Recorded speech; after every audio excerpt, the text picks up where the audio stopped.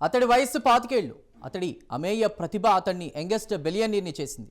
ఆ ప్రతిభ అతన్ని global AI ఇన్నోవేషన్కు సంబంధించిన ప్రపంచ ప్రసిద్ధ యువకులలో ఒకరిగా నిలబెట్టింది. జనరేటివ్ ఏఐ ప్రపంచంలో అమన్ సాంగర్ పేరును ప్రపంచానికి సుపరిచితం అయ్యేలా చేసింది.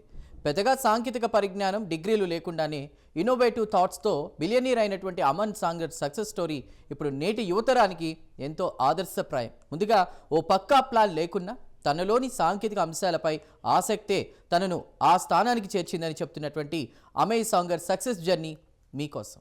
నా భవిష్యత్ చిత్రపటం ఇలా ఉండాలని అమన్ ఎప్పుడూ కూడా ప్లాన్ చేసుకోలేదు. అయితే సాంకేతిక అంశాలపై తనలోని ఆసక్తే ఎన్నో దారుల్లోకి తీసుకెళ్లింది. చిన్న వయసులోనే సాంకేతిక రంగంలోని ప్రపంచ ప్రముఖుడిని చేసిందని అంటున్నారు 25 ఏళ్లకే యంగెస్ట్ బిలియనీర్ అమన్ సాంగర్. పోటీలో మన ముందున్నటువంటి వ్యక్తిని చూసి భయపడొద్దు, వెనక్కి తగ్గద్దు. మనకంటే అతడికి ఎక్కువ తెలిసి ఉంటే అతన్ని స్ఫూర్తిగా తీసుకోవాలి. పోటీతో మనల్ని మనం మరింతగా మెరుగుపరుచుకోవచ్చని అంటున్నాడు అమర్ సాంగర్.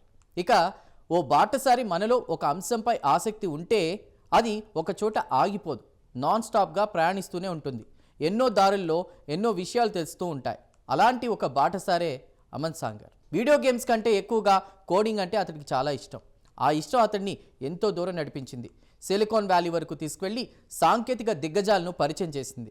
అయితే ఇప్పుడు యువ ప్రపంచంలో ఇప్పుడు ఇది హాట్ టాపిక్.